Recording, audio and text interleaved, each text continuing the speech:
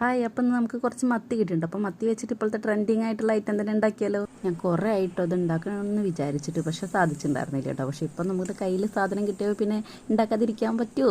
അപ്പോൾ പിന്നെ എന്തായാലും ഉണ്ടാക്കാമെന്ന് വിചാരിച്ചിട്ട് ഇറങ്ങിയതാണ് കേട്ടോ. അപ്പോൾ അതേ മുളക് പൊടിയും മഞ്ഞൾപ്പൊടിയൊക്കെ ചൂടാക്കി ചെറിയ ഉള്ളി ചതച്ചത് ചേർത്ത് ഇഞ്ചി വെളുത്തുള്ളി ചേർക്കുന്നുണ്ട് കേട്ടോ. ഞാൻ ഇതും കൂടി ചേർത്ത് കറിവേപ്പിലൊക്കെ ഇട്ടിട്ട് നന്നായിട്ട് ഇളക്കി വെച്ച് ഇതിലേക്ക് പുളിവെള്ളം ഒഴിച്ചു കൊടുത്ത് പാകത്തിന് ഉപ്പ് ഇട്ട് നമ്മുടെ മത്തി വെച്ച് കൊടുക്കാം കേട്ടോ. മത്തി ഒന്ന് നന്നായിട്ടൊന്ന് ഒരു പുറം വെന്ത് വരുന്നത് വരെ ഒന്ന് വെയിറ്റ് ചെയ്യണേ. അങ്ങനെ ഞാൻ മസാലയൊക്കെ ഒന്ന് മീതയ്ക്ക് ഒന്ന് ഇട്ട് കൊടുക്കുന്നുണ്ട് കേട്ടോ. അങ്ങനെ ദേ മത്തിയൊക്കെ വെന്ത് സെറ്റായിട്ട് മറച്ചൊക്കെ വിട്ട് നല്ല സെറ്റായിക്കണം കേട്ടോ. സത്യം പറഞ്ഞത് കാണുമ്പോൾ നമ്മുടെ വായിൽ നിന്ന് വെള്ളം വരുന്നുണ്ട് കേട്ടോ. നമ്മുടെ എന്നല്ല, എൻ്റെ വായിൽ നിന്ന് വെള്ളം വരുന്നുണ്ട് കേട്ടോ സത്യത്തിൽ.